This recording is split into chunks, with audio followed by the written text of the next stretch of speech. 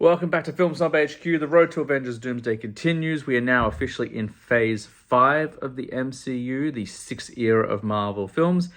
Things are slowing down a little bit. This is a 3-year phase. It has 15 projects, which is significantly shorter and better paced than the previous phase, which was 2 years and 18 projects. So obviously the COVID years are starting to settle down. Things are relaxing a little bit. We're going back to the cinema, which is good. We still have a bunch of TV shows, but I think there's less TV shows, at least ones that we're going to talk about in this this run here.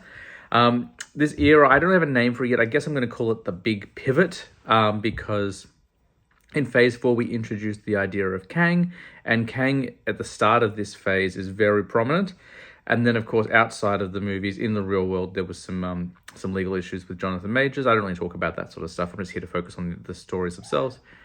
But of course, he was fired, and they, instead of recasting, they pivoted to Doom, which I think is the right choice. I think Kang's a fascinating villain, but I think Doom is more recognizable, and I think, well, people keep saying they're sick of the multiverse stuff. I don't get it. I'm digging all the multiverse stuff personally, but I think Doom is probably a better villain for this arc. But I would like them to return to Kang at some point. We'll talk about Kang in a moment because today's movie features him prominently. And then the next movie we're going to talk about features another villain who I think could have played Kang. In Guardians 3, the villain is the High Evolutionary, and he's one of the few villains that doesn't get killed. And I think he could have. He's played by Chukwudi Iwuji, who was also in Peacemaker. And I do think there's a version of this Marvel universe where the High Evolutionary was a variant of Kang. They could have done that and made him the new dominant Kang. But they didn't do that, and that's fine. Speaking of Kang, let's talk about it. We're talking about a film whose franchise, the first two films were the soft reset. They were the cool down movies after, kind of big events. Ant-Man showed up after Age of Ultron. Ant-Man and the Wasp came in after Infinity War. But this one starts the phase, and the stakes could not be higher. We're talking about Ant-Man and the Wasp, Quantumania, which is a movie that a lot of people did not like. It was hotly anticipated. I think we were all looking forward to seeing Ant-Man return to the screen. We were looking forward to going into the quantum realm more. And we were really excited to see Kang and who he was. The trailers for this movie were dark. There was a lot less levity in them. Kang has some wonderful lines like, which one are you? Are you the one with the hammer? Have I killed you before? How many of your friends have I killed? So this is a pretty serious villain. And then the film wasn't quite, I think, what people were expecting. Now, I enjoyed it. I just rewatched it, obviously, and I still had fun with it. It is, to me, the weakest in the trilogy, but that doesn't mean it's a bad film. There's some really great stuff in here. It's just so far removed from the first two films. Like, it's going to sound weird because the first two films are about a guy who shrinks to the size of an ant or can grow to the size of a building and can go somewhere called the quantum realm. Those are pretty wacky ideas, but they're grounded in San Francisco. There's real world villains, there's real people in it. Like, there's a lot of tangible stuff. This is very much a people on a green screen movie. Like, once we get into the quantum realm, it is just green screen after green screen after green screen. Now, the effects for the most part are brilliant. Some of those scenes are absolutely breathtaking. There are a couple where the CGI is a little bit more obvious, but visually it's quite stunning. But it's just so different to what we had seen Ant-Man before. Ant-Man was the everyman. He was the guy who, put on a suit, didn't need to be ripped. He was, but he didn't need to be. He was just a normal guy in a suit.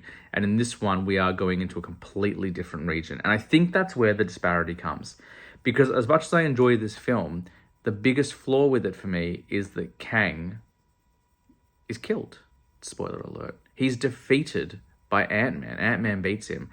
And I think that's why a lot of people had trouble with it as well. I think if you end the first film of Phase 5 with an Avenger losing, much bigger stakes. I think it's a more impactful movie. I think people forgive some of the other stuff in this film. Like, I know a lot of people have issues with MODOK. I'll talk about MODOK in a second. I like him. But I think if you end with Ant-Man losing, particularly because he's so beloved. He's such a beloved character. He's the everyman. He's funny. He's normal. Like, he's not a super soldier or a guy with Iron Man powers. I know he's in the Ant-Man suit, but it doesn't feel as dangerous as Iron Man. Like, he's just, I think, if he had have lost, we would have felt it more. Anyway, the film starts with Ant-Man kind of catching us up on what's happened since the events of Endgame. He's now a bit of a celebrity. He's written a book. He's trying to spend more time with his daughter. And then he finds out that his daughter, Cassie, played by Catherine Langford, who's brilliant, she replaced the original actress, which was a bit of a shame for her. But I do love, not Catherine Langford, Catherine Newton, sorry. I love Catherine Newton. I think she's fantastic, and she's great in this as well. She plays Cassie, aka Stature. She has her own suit, and that's a bit of a kind of a fighting point between them at the beginning of the film. But I didn't want much from this movie. I said when I saw the trailers, when this movie was on its way out, all I wanted was some wonderful Scott and Cassie moments. The whole tragedy of Ant-Man in the Avengers in Infinity War and Endgame is that he lost 5 years with his daughter after being incarcerated for most of her life. So this guy cannot catch up on the time he's lost. So all I wanted was him to be a protective father and get that time back. And they really lent into it. And that was I think the bright point of this movie for me is their relationship and how much he wants to be the best dad possible for her. So that's covered. I love that. Janet is established as a bit of a guerrilla kind of militant survivor of the quantum realm, because when she returns, everyone knows who she is, and she fought like with the rebels and stuff, which is a storyline I wasn't expecting. And I'd forgotten about when I came in to watch it again. That for me is neither here nor there. Although I do like that she had a backstory with Kang. She met Kang in the quantum realm and almost released him upon the universe, and then managed to kind of keep him trapped in there. I liked that. I think that's actually quite interesting, and it gives Janet something to do. Because in the first film, Janet is the character, like she's a founding member of the Avengers in the comics. In the first film, she's absent completely. In the second film, she's in the quantum realm most of the time. In this film, she gets to do stuff. So I'm glad that they gave her something in it. We are introduced to MODOK. MODOK is a soldier of Kang. Kang found, well, let's talk about it. Darren Cross, the Yellow Jacket. He found him in the quantum realm after he was defeated by Ant-Man in the first film. He's a head with tiny arms and tiny legs and a little bum. And he weaponized him so that he felt he had a purpose again, because he had been embarrassed and lost. People don't like this version of MODOK. They think he's too jokey. They think he's too silly. They don't like the CGI. They don't like the character twist. MODOK's a dumb character. Mechanized organism designed only for killing. He's a dumb character. He's a head in a chair with tiny arms and tiny legs. There's no way to make that character, at this stage, I think, serious. I think in terms of the universe that they've created with Marvel, it makes sense within the realm. He has an emotional connection to Ant-Man. I dig it. Like, it's not the perfect version of MODOK, but I think it's a version that general audiences can get behind. Because remember, not everyone reads comics, and like MODOK is a tough sell. So I think they did a pretty good job. The rest of the film is kind of a little bit paint by numbers, I would say. Like, there's no kind of major surprises. The biggest disappointment is that the original crew from the first two films are not back. So Luis, played by Michael Pena, doesn't return. We do have David Desmalchin back, but he's not playing the original character. He's playing a blob guy called Veb, who's kind of fun, I guess. But yeah, like it's just a little bit paint by numbers. I think it's a bit safe. I think the biggest thing with this film is it's a bit safe. Jonathan Majors as Kang is wonderful. He is menacing. When you see those shots of him in the actual suit with the helmet down, he's using his energy beams to like wipe out people, like terrifying. Great character design, great performance. I love all that.